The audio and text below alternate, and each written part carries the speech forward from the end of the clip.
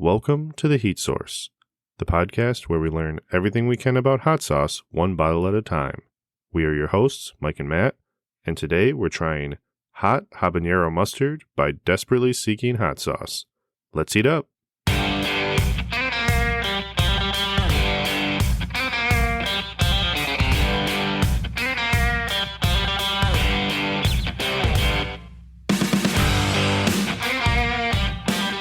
All right, we are back for episode 9.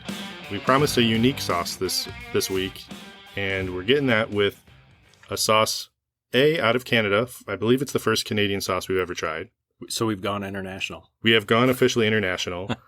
B, it is not a traditional hot sauce. It is a habanero mustard. And the sauce owner of this sauce, the sauce name is Desperately Seeking Hot Sauce, is our first female-owned business. Yeah. I don't think we've had any hot sauce that's been owned or made by a female lead, which I'm ashamed that we haven't done it yet, but we're only on episode 9. We have a few others. I did do some research and found we actually have a lot of sauces that are by female-owned businesses, so we weren't ignoring them. I've seen a few others on Instagram. Looking at our Instagram metric, kind of like who engages with us. Yeah. It is like dead split, 75% males, 25% females. Yeah. I saw that too. Yeah. I saw that. I was like, that's interesting. I don't know what I can do other than, maybe bring another guest on. Right. That's not a man. I don't like mansplaining hot sauce. I'm very much in the learning span of it. So, but no, we have, Desperately Seeking Hot Sauce. It was a sauce that, it was kind of a unique interaction on how we found this sauce. I was following her on Instagram. Megan is the owner of the sauce company. I was following her on Instagram. She had a post that I was really intrigued by because she was just saying, hey, it was a 1-year anniversary of her starting, roughly 1 year from when she started the business, and talking about the struggles, the ups, the downs, the challenges, things that she's overcome. And I commented just like, hey, you're doing awesome. It looks amazing, and kind of an encouragement. And it just started a conversation where then she asked if we wanted to try some of her sauces, which this is one. We have 2. We have a quick fire episode we'll do of her barbecue, her hot sauce barbecue blend. So we do have some variety from her that's a little more unique, which I definitely like because I think I told you just this week that I want to find a good hot mustard. Yeah. So. Yep. And we're frequent flyers of a barbecue truck nearby, so we're totally on the barbecue sauces, the hot sauces, anything that goes well with smoked meats. Yeah. No, this would be perfect. We talked about the only similar mustard, we had that mustard from Lucky Dog, but still was very much in a hot sauce lane with that mustard kind of I don't even know if it was 50-50. It was like 60-40 hot sauce to mustard to me. Yeah. Very mustard forward initially, but very much a hot sauce. Yeah. This I'm very excited to try. Yeah, she was probably one of the first accounts that we really interacted with, because I remember that the post you were talking about, when you first saw it, you ran over, you're like, check this out. This is really she's into this, really just emotional. Very real. Yeah. Very real. Just like, hey, here's the deal. Yeah. Here's what I'm about. Here's what I've gone through this first year. Yeah. So ever since then, we've been looking forward to doing this for sure. Yeah. And it did have a little delay because it was right before our ramp up before we left you had your honeymoon. I had the Boston Fest. Now we're kind of getting back into the ramping it up. So I am excited to finally be able to try this because I know she's been patiently waiting. It's something where she said she doesn't traditionally do a lot of hey, try my sauce and review it and all that. She does a lot of has her stuff in local stores in Canada, has some farmers markets and things like that. She's very active on Instagram, recipes and the whole thing. So it is exciting. We are, just in case the recording goes, we are recording this right before a substantial storm in Michigan by Michigan standards. Yeah.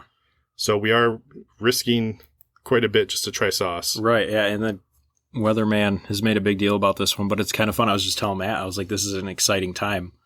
I wanted to be a storm chaser. We're in the hometown of the largest tornado ever in Michigan. Yeah. And I didn't know that when I moved here. We've been due for a really bad storm for 30 years. So could be the one. I'm wondering if the last time we had a bad storm was the one that I remember very strongly as a kid, where my dad was planning to barbecue. A big storm was coming through, and he still barbecued. We were in the basement, and he comes back in from the driveway where he's grilling. Hot dogs are wet, boys. And he's angry. He's so angry. My mom's like, oh my God, what happened? What happened? He's just like, I dropped a piece of chicken, and just beside himself. And we're just like, it was just barbecue chicken. That's funny. There's 2 storms I remember.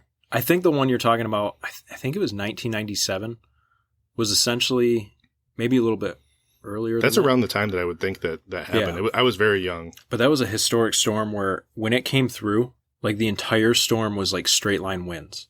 Yeah. Like thousands of acres of trees were just blown flat. Like you were looking at what used to be a woods was just now a brushy field because all the trees were blown over. Yeah, it speaks a lot to the grill that he had, because I have with my propane grill, there's sometimes a strong wind and I'm like, I can't grill. Like the wind's coming through, it's the wrong angle. He had just one of those old school black charcoal balls on sticks, and it was just the best. Such a dad story. Oh yeah, for sure. I remember, I'm pretty sure it was that same storm. I remember because my family is like diehard hunting and fishing. Mm-hmm. Like we like to eat wild. Yeah. And I remember that storm was like one of the biggest arguments my parents ever got in, because when a storm front comes through, it's really good for fishing. Mm-hmm.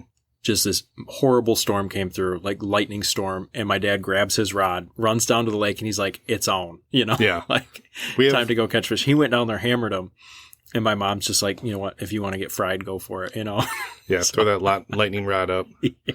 No, we had a lake. There's a lake up in Canada, actually. We fish up in Ontario. There's a lake up there that there's a pair of fishermen that when there's a specific storm with a specific wind with so high of waves, mm-hmm. pretty tall, yeah, they go to a specific spot, they troll back and forth, and they just get nothing but 30-inch walleye. That's awesome. And it's like sometimes they'll be like, I'm just going to wait till the storm's coming 2 days. They'll just kind of chill, do a little bit of light fishing, but then they hit it hard that day. Yeah. I'm not quite to that point yet, but me and my brothers watch the weather enough, and we fish enough to the point where we have it narrowed down whether it's worth going or worth not going. Mm-hmm. So we can, instead of just going out all the time and ditching the wives, we can maximize our time being like, look, front's coming through. It's going to be worth a 3-hour trip up north. We're going to hammer them and come back. Right. So it's fun to do that. I love nerding out on that stuff. I used to hate fishing in the rain as a kid. I'm still not a huge fan of it, but I know it's the best time to fish. It's the best way to go. My mom has joined our fishing group over, I think, 10 years now, maybe more. And she is just a very patient, very, she'll sit through the rain.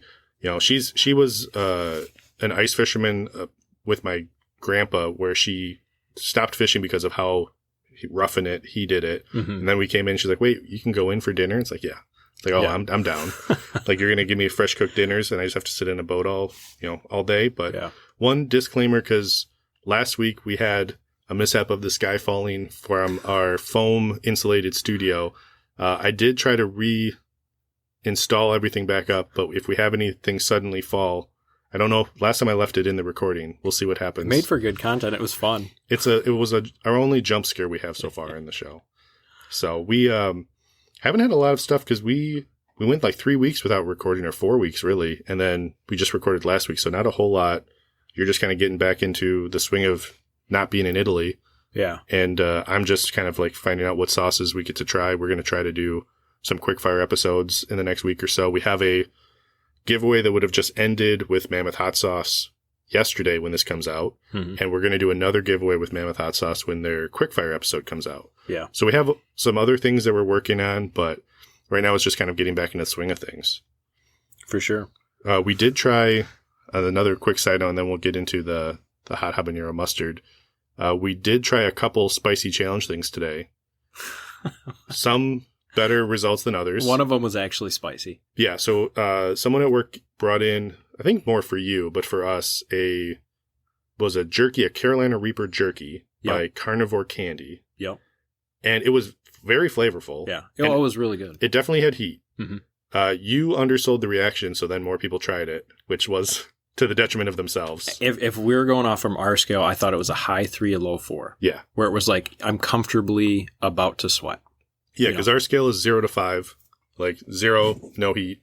1, you can definitely sense that there's heat. The 2 and 3 is like different levels of you're starting to, sweat or perspire, or you're really kind of reacting to it, nose running. And then 4 is like good pain, 5 is bad pain. So like it was on the brink of like good pain. Yeah. But I could see it being a 3-2 depending on what piece and how peppered it was with its seeds and all that. But it was good. It was super good. Really flavorful. we had talked about it would go good in like some sort, because it's kind of smelled like spicy Thai food. Yeah. Just seasoning in there. Like it'd have gone good on like topped on ramen, as weird as that sounds.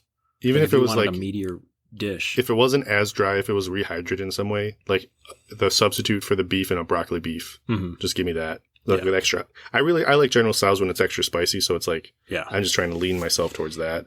The other thing, I don't remember the brand of it. It was a Kansas City barbecue sauce that had a packet that my parents got for me, and it was labeled as like a hot barbecue. It was like something of the living dead, and it was like, okay, let's try it out. And it was a very good barbecue sauce. Yeah, it just did not. It was have heat. It was brown ketchup. It was super good. Again, I could taste that there was something in there that caused a spice. Yeah, no, it was super good. So technically, by the book, it would be a 1 because it did have something. I just don't know what, and I don't know if it was enough. I ate it post really hot jerky. That also might have been our throw us off. Sure. No, it was good, but it was like, oh, this is cooling my tongue off. So, but still good. I'd definitely eat it again, but I don't know where it came from, so I'll probably never encounter it again. I feel like it's something where the pre-made, factory-made packets are lighter than if you go to the restaurant and be like, hey, give me your spiciest thing, and they're making it in-house. Right. I mean, I feel like that's just a given. But yeah, so we're going to get into trying this sauce. We're going to open up the bottle, try the sauce, and then we'll talk a little bit about the history of the company, and we'll go into some factoids, both directly related and adjacent to. I like the adjacent facts. Mm-hmm. It's something where, in my mind, everything can be made adjacent. It's like 7 degrees of Kevin Bacon. Yeah, so we'll open this up. Let's see. Comes in a hefty bottle, too. It is a large bottle. It's a 12-ounce bottle.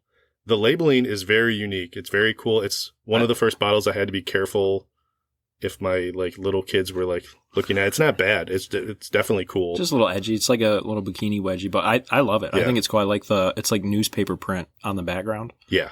You know, like it catches your eye. You know, you look at it and you're like, oh, I need to read that label. So is there a perforation? I don't think there is. I didn't, per usual, I didn't listen to the episode last week. Did you get that little squeak? Yes, the squeak. Label? So we love our label sounds. I'm picking at this here. We love our label sounds. And yeah, last week's, while it didn't have a perforation, definitely squealed a little bit. All right, ready? It wasn't a zip, but it was a crispy crinkle. I think that was just an assault. Like the sound waves on the recording are going crazy. I think that was just an assault on the microphone. I shouldn't have gone so close where I just hit it. So the color definitely has a mustard. It's not a bright yellow mustard. It's definitely a more brown. Just to talk a little bit about what's in it, because I think that's part of what's causing some of the different color from just a traditional mustard.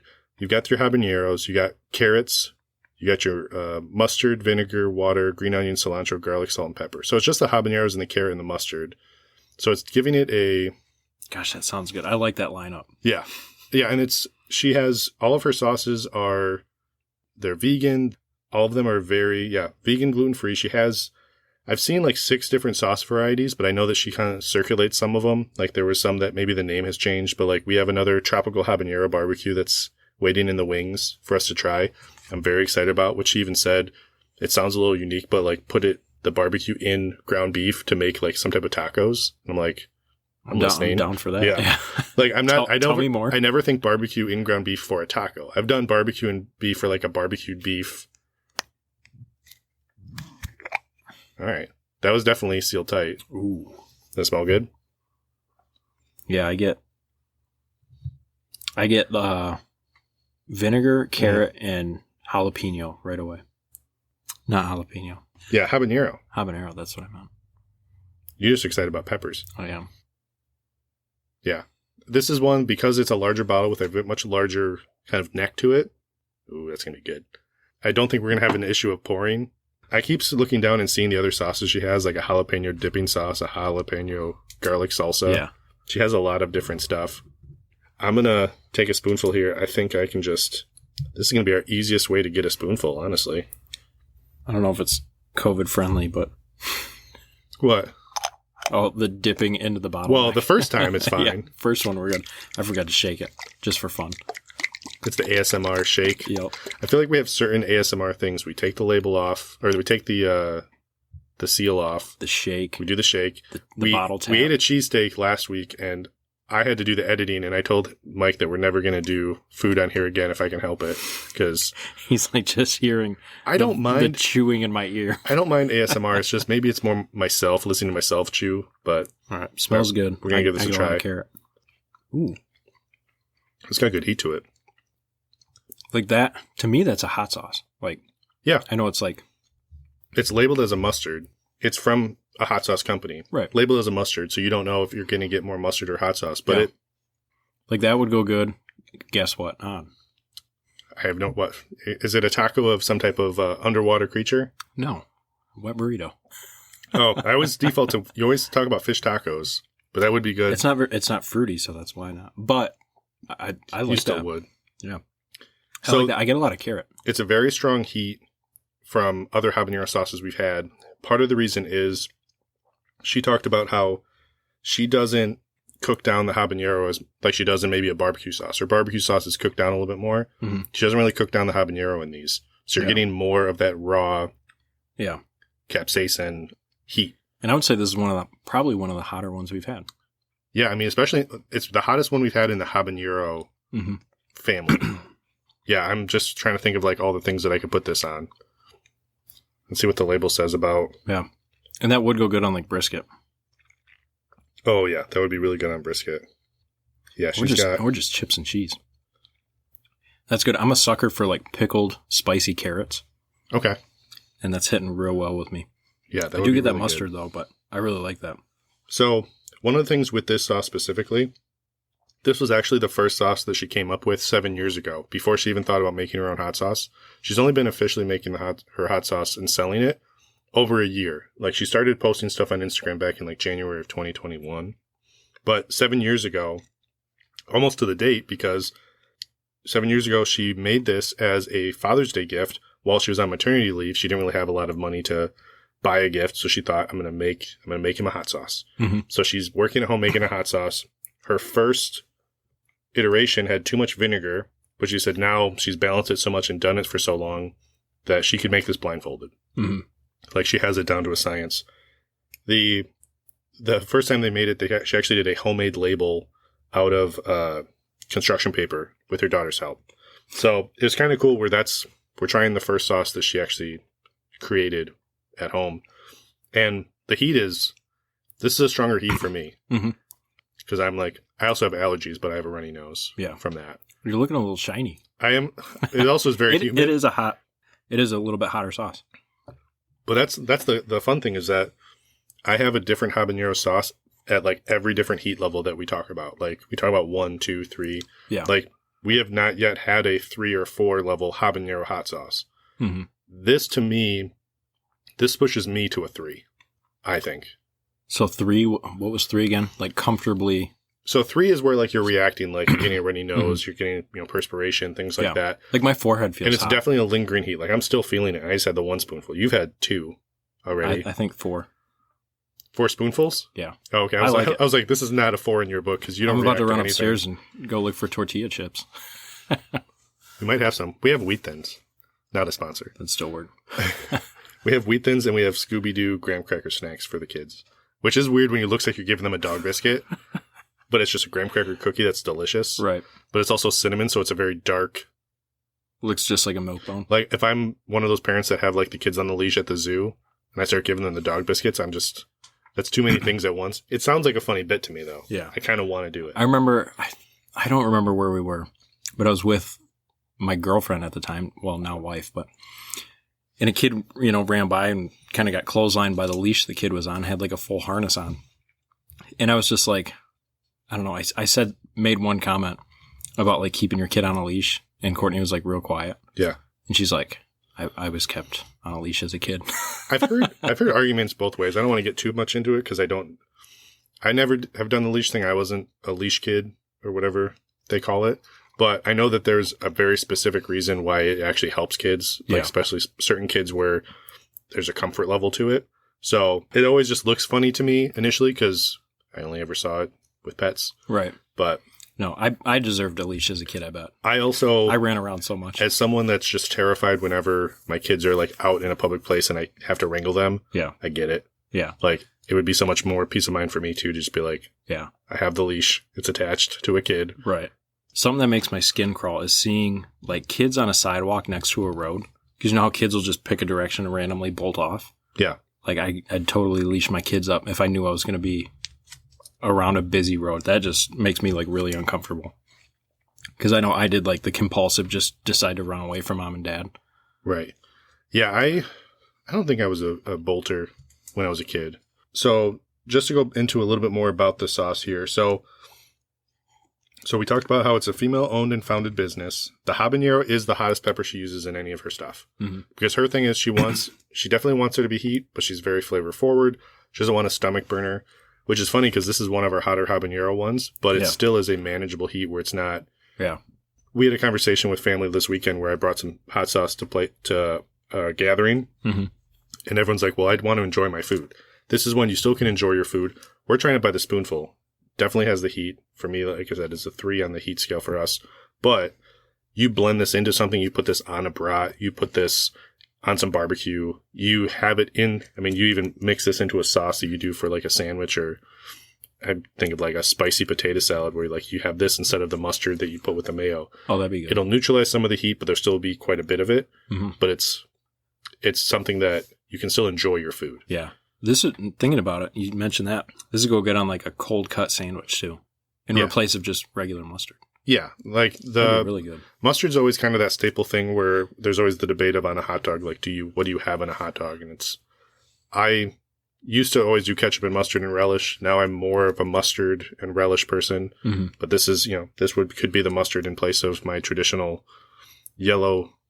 Now it seems unnatural mustard. Yeah. I'm actually doing hot dogs tomorrow with my brother and sister-in-law, so I might have to bum half this bottle off you. The good news is there's plenty of this bottle for us both to have quite a few meals with it.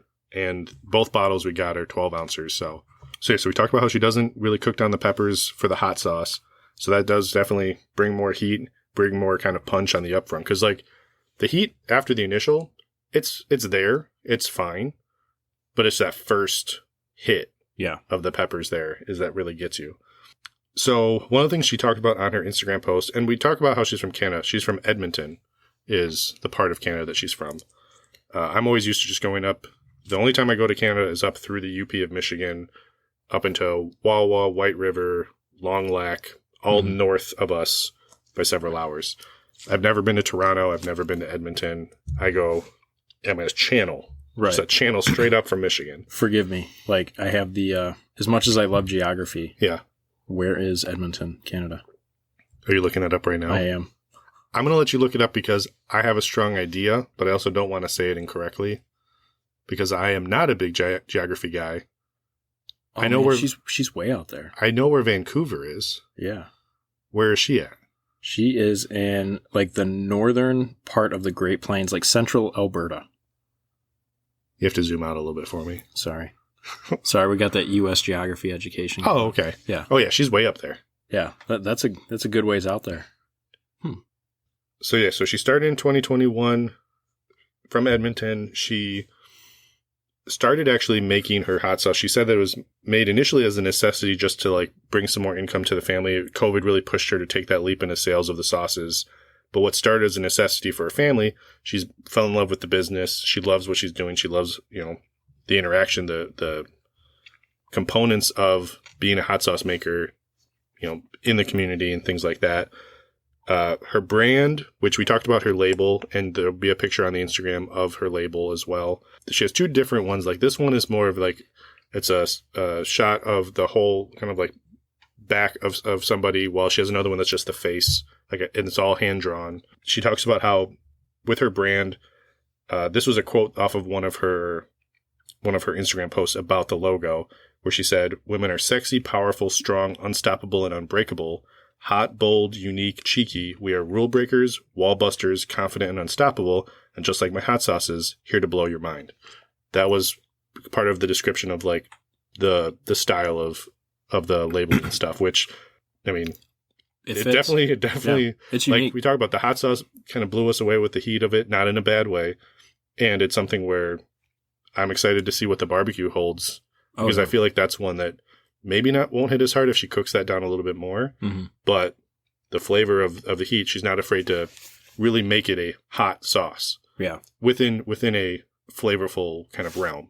Yeah, and it sits like in a good spot where it's like you could use it in a traditional hot sauce sense, like on a burrito, or you could use it in more like a barbecue sauce, like if you could marinate chicken in this, or just base chicken with it on the grill, Yeah, I could see that, because really good. At that point, then it's like with those mustard, the Carolina mustard, is it Carolina that's the mustard style hot sauces usually? Or not hot sauces, barbecues? I think so. Yeah, so like you could use this type of like mustardy hot sauce as the marinade, and it would work perfectly. It's like very universal. Yeah. So availability for this sauce, there's stores in Edmonton that carry it. She has farmers markets locally that she sells to, which just check Instagram for updates there if you're in Canada. I'm not sure what type of Canada coverage we have. Maybe we'll have more now. But I think it was our second highest. I remember we had one in Australia, one person in Australia that listened. Yeah. Hopefully they still are listening. Otherwise, you can email her on her Instagram. She says desperatelyseeking.hot@gmail.com. You can email her for any orders or requests, because she doesn't have a listed website on there. One thing I found interesting with her, I think it was her barbecue sauce. There is a restaurant called The Butchery that has a beef and cheddar sandwich that they use her hot sauce as that part of that sandwich. Oh, really? Which I'm going to give you the rundown. It is a smoked beef picanha, cheddar, which the cheddar was locally sourced, horseradish aioli, jalapeno barbecue sauce from her, crispy onions, all on a fresh baked onion Kaiser roll. Yeah. I saw that. I'll have to send you the picture because I didn't want to spoil it. I have to send you the picture because it looked good. I was very hungry. That sounds good. Like I did that. I saw that. And then I went to Arby's and was disappointed because I'm like, their beef and cheddar is not going to compare to this. Right. After hearing that makes me want to just take this bottle and go to Two Beards and spend a whole day at Two Beards. Yeah. Two Beards is the local restaurant here in Michigan that, how many sandwiches would you think that they have? They've got to have at least 150 different sandwiches. I was going to say well over 100. Yeah. But yeah, 150 probably is a pretty good stance. But it's like, it's not just like here, it's not like Subway, it's like, here's a legit smoked meat we did today. Yeah. Here's homemade kraut. Yeah. And it's something where with Subway, it's like, hey, I want exactly how I would like my sandwich, which is fine. Yeah. That's requested exactly how you want. Not a sponsor. Definitely not a sponsor. I posted a meme today that made fun of Subway, so I don't think we're going to get Subway sponsorship. It's okay. I don't like Jared.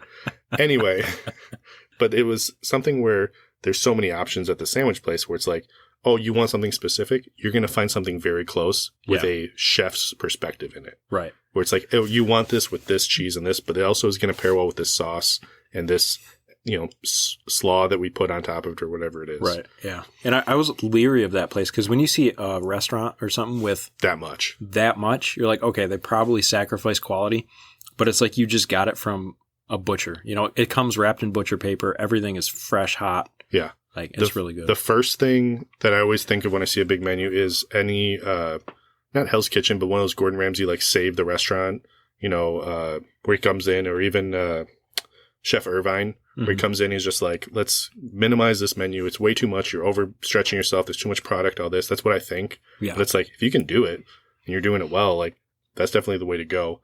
And the only thing that they didn't have listed, but they do make, BLT. Because I was looking for it and I'm like, where's the BLT? That's so funny. They didn't have it listed, but it's classic like sandwich ever. But it's also dumb to be like, hey, will you guys make a BLT? Be like, yes, we do have a bacon, lettuce, and tomato in our store. So you've had way more of this sauce than I have, but I definitely like this sauce. It's just the heat for me, because for me it's a. So did you put it at a 4 for you, or were you? I went 3. Okay. I would say even though it's habanero, like she really maximized. That's probably 3/4 throttle on what a habanero produces. Like it's pretty toasty. It would be interesting. We can't do it here because I don't have one, and also I want to enjoy my rest of my day. Biting a fresh habanero. Yeah. Comparing the heat level to this. Yeah. It's not that it would ruin my day. It's just right. I don't eat fresh peppers beyond jalapeno, and I feel like there's one more that I do that's a little bit hotter. But I have a couple facts adjacent to. I didn't know if you had any facts you want to go in first, because I've got a lot. Yeah, I'll rain on your parade. I only have a few facts, but they're good. Okay. There's one that I am excited to talk about, but it's just a very simple fact, but I hope that you got it because... Yeah.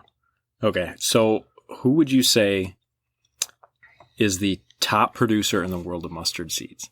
Of mustard seeds? Yeah. You always do that. You do the, like, who produces the most of XYZ, and I am the dumbest at figuring out. It's always surprising. I don't think I've ever encountered one where I was like, yep, that's what I thought. So mustard seed, I'm trying to think... I feel like mustard seed would have been around as long as other spices too. So it probably would be somewhere in Europe or India. They produce half the world's mustard seeds. Who does? The answer. Well, just tell me because I'm not going to get it. Don't think too hard. That's my hint. That's a pretty big hint. Don't think too hard. Do we do it? Nah. I don't think so. Does maybe someone else we're talking about do it? Does Canada do it? Where specifically? In Edmonton? No. Close. Saskatchewan. So Canada produces over half of the... Saskatchewan, it says... Just Saskatchewan produces over half of the world's mustard seeds? Saskatchewan, a province in Canada, is a world leader in the production of mustard seeds, producing half the world's supply. Whoa. I wonder if that's why she came up with a hot mustard. She's just like, well, I got half a world's worth of mustard seeds here. What do I do with them? I don't know if she went that deep, but it's like that... I would have never guessed that. But it's supply part chain's of easy. Yeah, it's part of the brassica family, which brassicas can grow in, like they're notorious for growing in like poor soils, cold environments. Okay. Yeah. So it's like in Michigan, if you throw in a food plot for deer, yeah, it's just like you throw out brassicas because like a radish will grow in the bed of your truck if you leave it there, you know. So. Oh wow. Yeah. So I don't know. So it's always interesting when you say something like that, and I'm like, oh, I would have never thought Canada. But then also in the back of my head, I go, well, what would you have thought? Because I always have to try to default where it's like, okay, if it's like a spice or something that I feel like has been around for a while, you'd think that it's somewhere that people have been longer. Mm-hmm. But yeah, that's crazy. Yeah. I would have never guessed. Wouldn't have thought. That's a really good one. I didn't even go into mustard seed because last time we went into mustard, I went into the mustard museum that's over in Wisconsin. Where I was like, oh yeah, they had French's, but it is something where in that discussion about mustard in the museum, they talk about every culture has their own type of mustard that they do. Mm-hmm. Like our mustard's probably the worst, like just yellow. I feel like that's it's mostly vinegar with I feel like that's the least dash of mustard. The least creative. It's like the redheaded stepchild of mustards. Because the ground mustard. I love ground mustard. Like brown mustard. Whole grain mustard. I had a really good whole grain mustard at my sister's the other day that it was just chunks. Yeah. Delicious, like pops of mustard seed and all that. It was so good. Who is it? Who's the chef from Bon Appetit that also does stuff with Meat Eater? Brad Leone. Yep. He did a fermented, like whole It's Alive series on YouTube. And one of the things, I feel like I'm doing an arm movement like this a lot today. It's not great for a audio medium, but it's just like two arms. It's my new dance move. But he made a mustard that used a lot of like mustard seed, and it was like in a way that those pop when you ate them. Like it was like like very, very mini boba. Yeah. Basically was the feel. And I'm like, I want to make, and he used sauerkraut juices in his fermentation process. And I was down. That'd be really good. I love sauerkraut. Yeah. Polish family have to love sauerkraut. Yeah. And like you're talking about like the mini boba pop. Yeah. Like one of my only flaws as a human is if I'm using whole grain mustard. Yeah. I have to eat like a half a spoonful of just the whole grain just so I can get that pop. Okay. I love the taste of it. I love mustard. So interesting. This one hits. You're like, I don't know if I want to be around this guy anymore. Eat spoonfuls of mustard. I feel like there's plenty of realizations that happen on this podcast where we go, all right, this is another thing. I didn't know that about you. Are we good? Can we move forward? That'll be where the podcast will end and be like, yeah, they had a really good run. And then just one too many things where it's like the dude put mac and cheese on his potato salad. I can't mix two things like that. God, that sounds good. It probably is. Like macaroni salad and potato salad would blend well. You named probably one of the best barbecue side dishes. That was a terrible. Both of those things would be on my plate with a sandwich. Yeah. I'm thinking about grilling. We've grilled this weekend. We're going to be camping this coming weekend, so I'm going to be grilling again. So that's what's on my mind. But I have thought about like if we did a food crimes like episode of like what's the worst. If we ever had guests on, that would be one of the questions. That'd be like, what is something that you know is not supposed to be paired well that you just love? And a lot of it's usually like nostalgia based, where it's like I did this as a kid and it stuck. Peanut butter mayonnaise. That's disgusting. Give it a shot. Has to be Miracle Whip. It's probably good. I know that one thing that's like a weird combination that people say is good is peanut butter and dill pickles on a sandwich. I've had that. It's good. I like both things. I don't know if I like them together or just am okay because I like both. Yeah. But I've had a few things where it's like in a pinch. Mm-hmm. It's like, what am I going to do? And I'm like, this kind of works. Yeah. The weirdest one to me, just from a visual standpoint, I was making a sandwich. I was out of mayonnaise. Didn't really have any good mustard. So it was just like, I have no mayo. Mm-hmm. But I did have a very mayo-based macaroni salad. So did I put that on a sandwich? Yes, I did. Was it good? Yes. At least it's like savory to savory. It is. So it like, when I explained it to some friends of mine in a group text, I was judged, but they got it. At least a couple of them were like, yeah, I do that. Yeah. But it also was so like I did like a no meat plant-based thing for like 60 days. If I couldn't do lunch meat, okay, let's beef up the mayo, put mac salad down. Mm-hmm. Just do that. Yeah. So I can't stop eating that. I have some Edmonton facts. I've got quite a few. And some of them I'd have to see how out of date they are because some of these articles are a little bit older. Yeah. And I don't know. So the bummer thing now is like I research stuff and if it's pre-2020, it's like this, like if they were like, hey, there's a mustard museum, I have to research to make sure COVID didn't like destroy it, which is a bummer. But Edmonton is also known as Festival City. They have like, I think at one point they said they have like 30 major festivals a year, but they have just a ton of festivals. It also is the birthplace of Michael J. Fox. Really? Who I love. Back to the Future. I love Spin City. I love Teen Wolf. Mm-hmm. Teen Wolf. Teen Wolf was a nickname of mine in college because of one Halloween night that we all went out drinking and I was wearing a Teen Wolf costume. And then it just stuck. I think it's still my Snapchat handle. That's so funny. To be fair, it was not a legit costume. It was a wolf mask, and I wore regular clothes because I didn't know we were dressing up that weekend. Yeah. I'm a wolf, but I'm a teenager. That's so funny. It wasn't the official, like, basketball outfit or whatever. Michael J. Fox, side fact.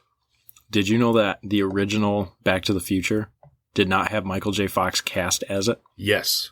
I knew that. I'm trying to remember who the actor was that was originally... I don't remember, but I feel bad for the guy. It's the same actor... I don't know his name, but the only other movie I know him for sure from is two movies. He was in Pulp Fiction.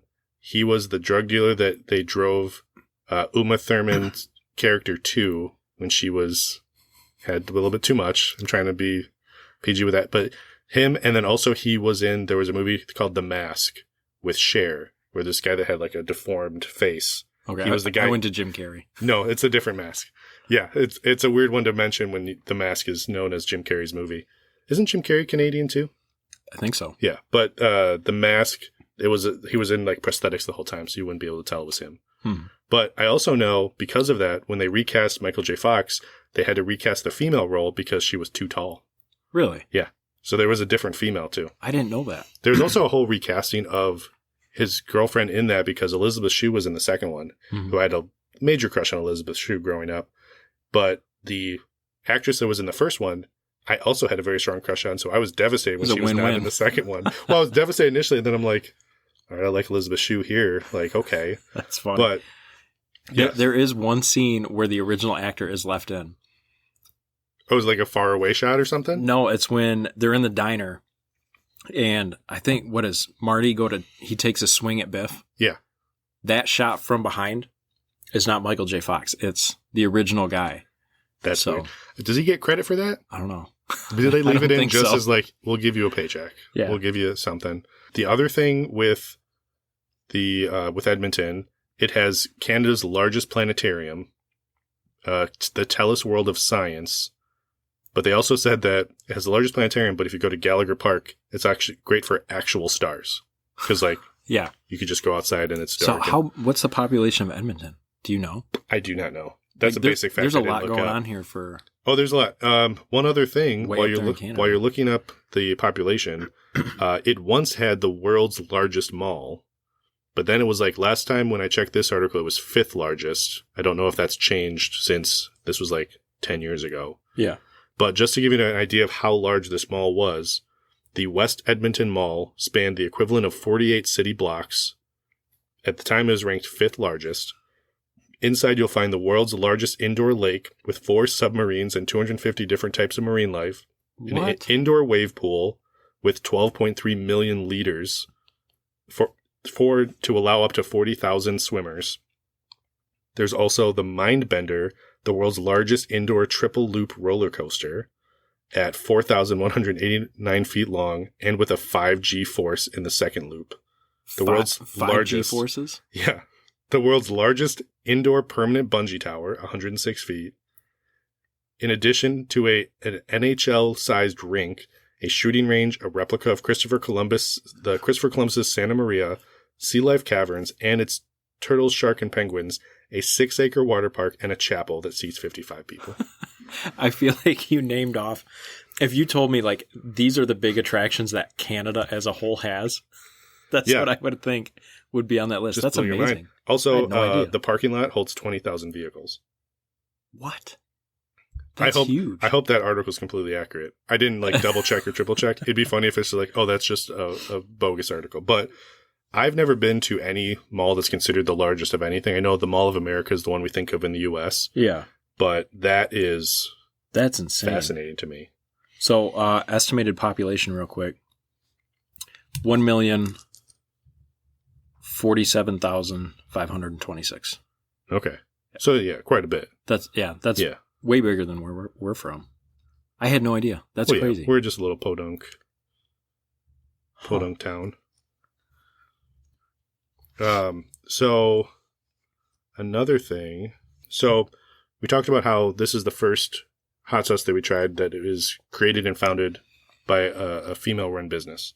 I looked up some women-run business facts because it was something I read an article, and this was adjacent to when I was interacting with Megan on Instagram. There was an article by Secret Aardvark that talked about it because it was Women's History Month back in February. I don't remember. I feel bad not recognizing the months. Every time we have a month where it's like, hey, it's Women's History Month, I apologize for not acknowledging it. But it had an article just talking about the growing presence of not only the growing hot sauce community, but also the presence of females in the hot sauce industry. Mm-hmm. And there happen to be 3 major hot sauce companies in Portland, including Secret Aardvark, that are women-run businesses. And so it just was a really interesting article. I read... I found a fact sheet that said women own 31% of small business franchises in the U.S. as of last year. This is a 2021 article. Female entrepreneurial activity rate is at 16.6%, and it was up 5% from like 3 years ago. Mm-hmm. And then a few women-owned businesses within the hot sauce world. Secret Aardvark's one, which is on grocery stores here, all over, here in Michigan as well. Marshall's Hot Sauce, which is referenced in that article.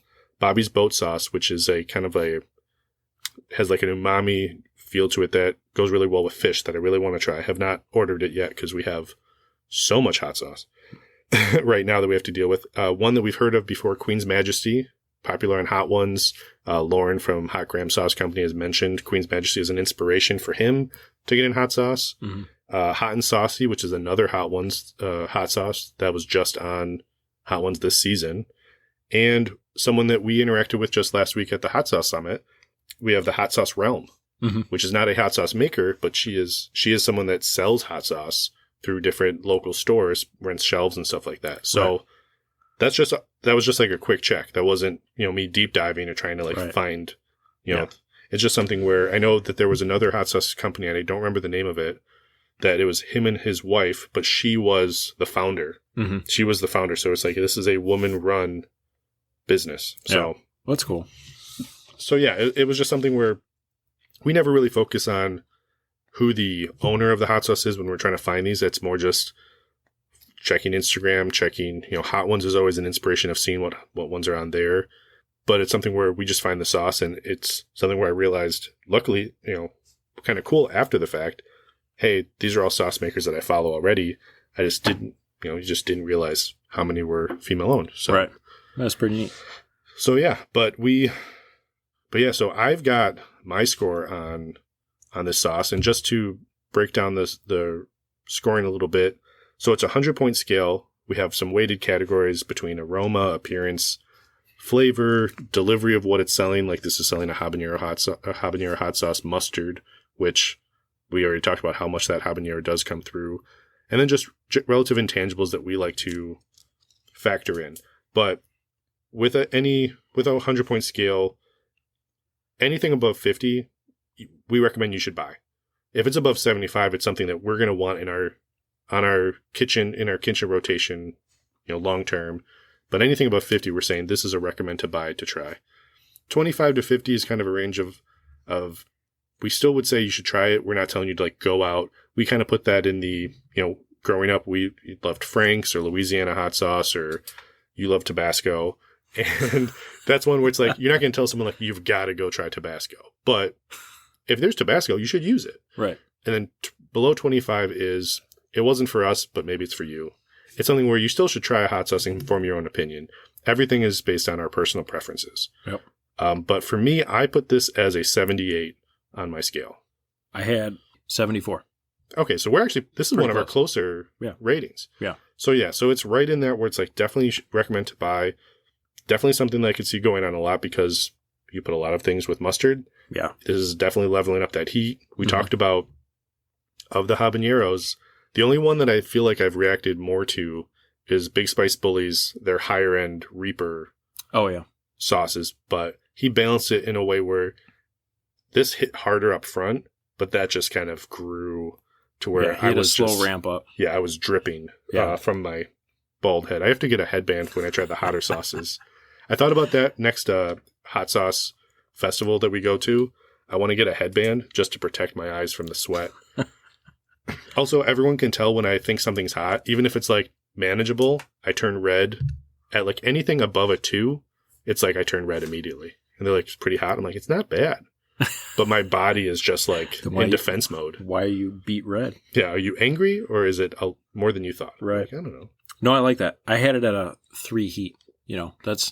I've been eating a lot of it, but it hangs on. Yeah, I've only had 2 spoonfuls, partly because I've been kind of going through the notes here, but also for me, it's a 4 where I have to pace myself more with this, which is not a bad thing. It's just I need to I need to be careful with I don't know what I'm eating tonight, but I want to put some of this on. I think we've got some leftover hamburgers. Yeah. It'll be good on a nice messy hamburger. Yep. No, definitely happy with that one. I have one fun Canada fact here. Another one. This is Canada in general, but Canada also holds a record for the highest tides in the world. The highest tides? Yep. The Bay of Fundy has a 42-foot tide swing. Oh, wow. That's insane. Yeah. That's probably the average depth of most lakes in Michigan. Yep. And that is a heck of a tide swing. That's just the tide swing? Yeah. Can you imagine, you're one of the first people to hang out in that area, and you go out in front of the group, and you're just oh, man, there's a big cliff up here. You run back to tell everyone, you're come check out this cliff, and everyone comes back, and it's just water. Just water, and you're guys, I swear there was a 42-foot cliff here. Yeah, so we went out to Washington State, and we're dealing with the tides. That was my major interaction with the ocean and tides, and just heard all the stories of the recent people that died from getting stuck in the tides. And I'm I'm always a little skittish on that now. So that is cool, but also I might have just started sweating down my back, not from the sauce. So it's that's fun. Okay. All total right. Opposite side of Canada of where Megan's at, but yeah, still fun. That is pretty interesting. But yeah, this is a sauce. Definitely recommend to try it out. Like we said, check her Instagram. It's just Desperately Seeking Hot Sauce. All one word. And then in there, she also lists her Gmail that you can email for any requests if you're wanting to order sauce. We got ours relatively quick for coming from Canada to Michigan. It wasn't a long turnaround. It was funny because when she was sending this, there was another Michigan like barbecue themed Instagrammer and blogger that she was also sending sauce to. Yeah. And I haven't checked to see what she's posted or what she's done with it, but I am curious.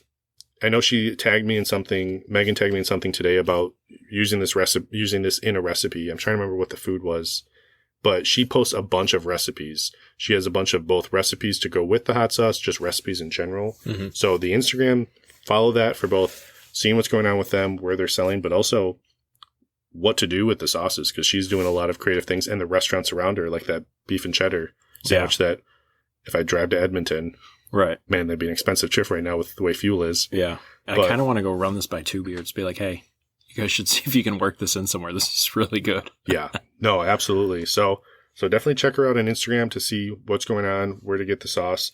We do have a few kind of thank yous to go through for this week. Want to do a special thanks to Steve from Mammoth Hot Sauce, because he's actually given us our first giveaway opportunity, which would have ended yesterday, but we're going to do another giveaway with his Mad Jupiter sauce when we do the quickfire episode. So he also was the one that gave us our tasting spoons. So Steve's been awesome. We've met him through the Hot Sauce Summit and just been interacting online. So he's been great. Special thanks to Solstice Hot Sauce. They just sent us a sauce for us to try. They're a Florida-based hot sauce company. So excited to get into that when we can. Still working on the schedule for how much we're going to kind of backlog and record these episodes. And then also just a special thanks to Joey's Habanero Hot Sauce, who tagged us in a bunch of stuff, which was kind of cool. He reached out to a handful of hot sauce reviewers and food bloggers and things like that. And I think I told you the 5 that he tagged, of those, we had the lowest following. Mm-hmm. So one frame of thought, which when we first started, I'd be like, oh man, we're way far behind. Like, we're the lowest. But in my mind now, I'm like, that's cool. He considers us part of that group. Yeah. So that was kind of a personal achievement for the podcast of we're being considered in the group with like food bloggers that have 1,500, 3,000 followers, stuff like that. And we're at a rapidly climbing 430 something.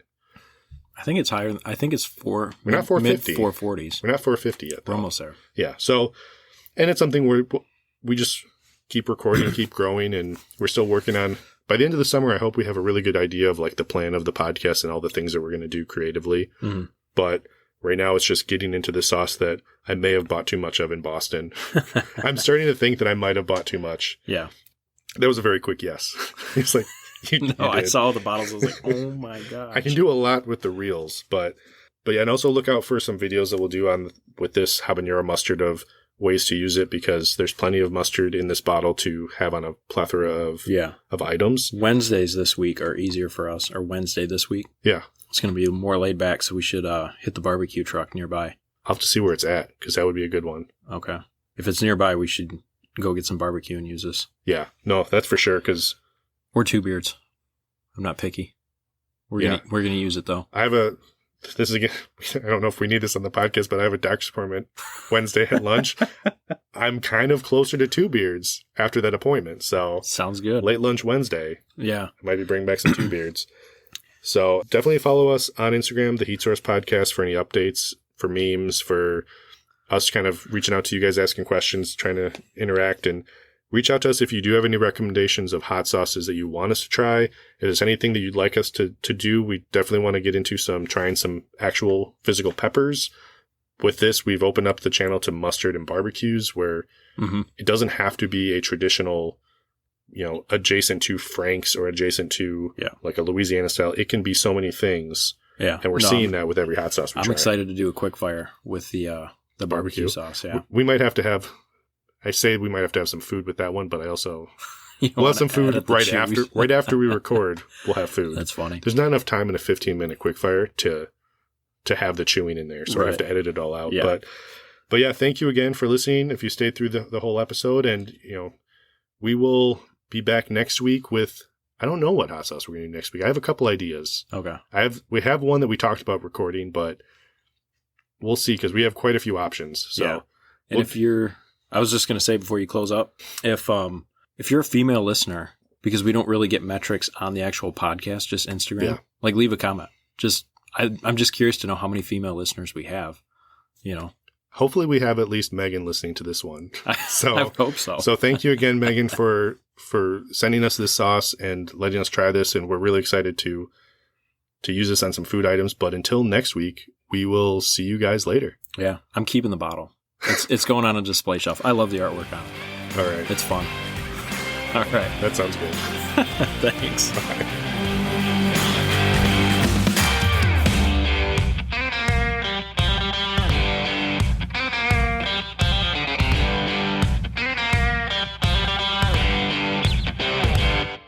Test. Yeah, I'm not close enough. If I get up here, then it really spikes. I feel like it's a lot bigger this week. I found that funny.